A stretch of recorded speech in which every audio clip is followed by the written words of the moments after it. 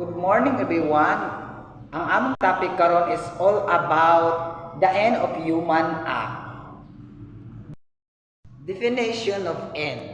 The term end is a destination of goal an individual is struggling to reach in life.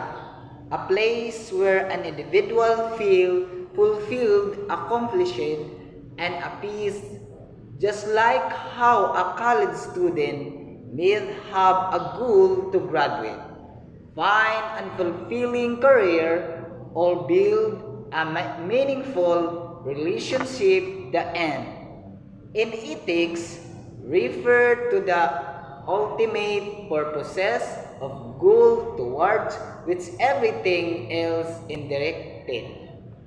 Think of the end as the guiding light that shapes your decision, action, and practices. Just a traveler navigates towards their destination.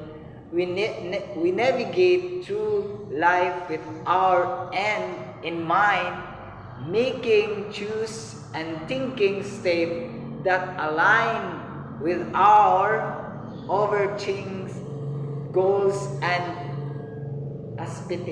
expectation. Mga halimbawa sa end of human act. Ang pagtatapos ng isang mga mag-aaral sa kolehiyo ay maaaring makapagtapos ng mga secure ng isang katuparan na karera o bumubuo ng isang malakas na pamilya.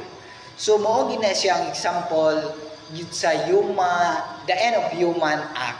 Kay example lang yun kita, kung mag-eskwela ta, nagid tay katapusan sa eskwela dili kay permenta grade 1 di ta mo padung sa kahumanan nagi kahumanan kung kaysa kung elementary ka kung grade 1 ka paingon gi ka sa grade 6 mo ginang the end so graduate na so kung high school pud ka sugod ka sa first year high school paingon gina sa fourth year high school so lain naman pud karon kay grade 7 naman paingon sa grade 12 so naga po'y katapusan so gitawag gid na siya og naga po'y end so naga po'y kahumanan ang imong pag-eskwela example gid pud sa college so first year ka paidong sa fourth year so naga po'y kahumanan.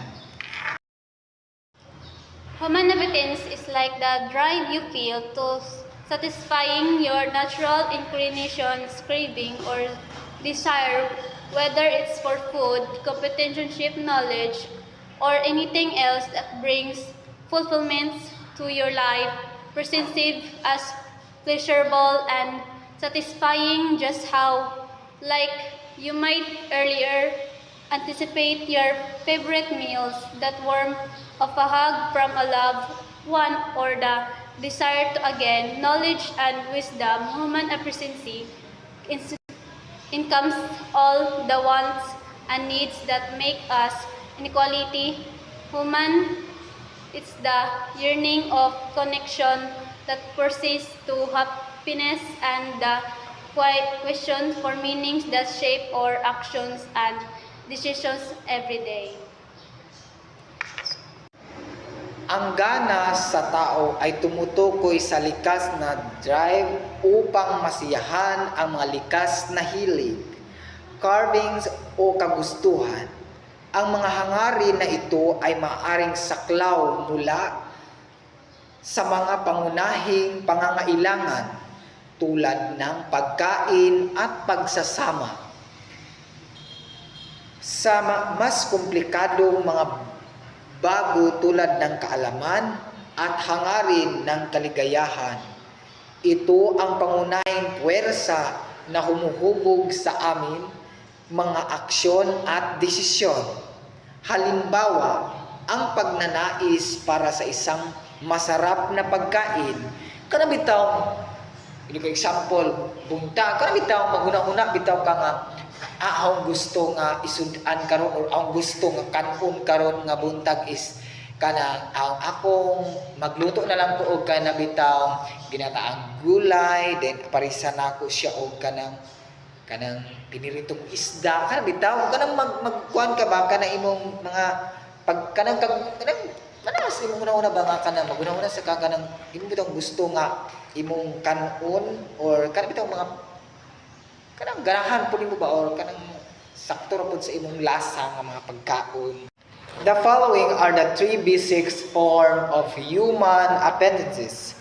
Sensual appendages refer to a specific type of human desire of carving that is focused on seeking sensory stimulation and experience that are intense, exciting, pleasurable, or stimulating. Nagkataon ito sa pagtugis ng matindi, kapanapanabik, kaaya-aya o nakapupukaw ng mga karanasan sa pandigma. Halimbawa, ang kasiyahan sa pagtikim ng masarap na pagkain, ang kasiyahan sa pakikinig sa musika o panunood ng isang visual na nakamanghang pelikula. Emotional appendages refer to a specific type of human desire or carving that is centered on seeking emotional experience, connections of state that evoke strong feelings response. Ito ay nagsasangkot ng pagnanais para sa kaalaman, pag-unawa at intelektual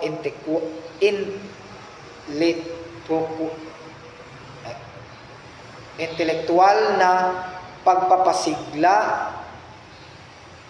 Halimbawa, ang kagalakan ng paglutas ng isang komplikadong palaisipan. Ang kasiyahan na maituring isang bagong kasanayan.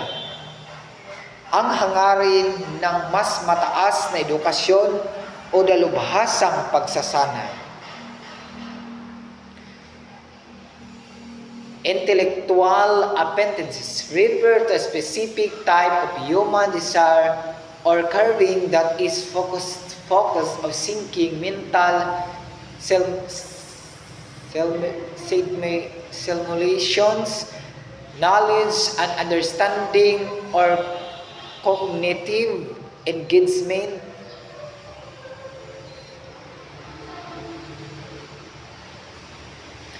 Nakasentro ito sa pangangailangan ng koneksyon, pag-aari at pakikipag-ugnayan sa lipunan.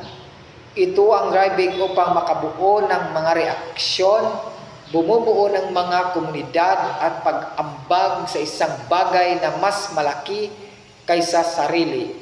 Ito ay tumutukoy sa katapusan na nagmumula sa mga puno sa lipunan at pakikipag-ugnay. Halimbawa, ang kaligayahan ng paggugugol ng oras sa mga mahal sa buhay. Ang pakiramdam ng pag-aari sa isang pamayanan o grupo. Ang kahalagahan ng paggawa ng mga bagong kaibigan.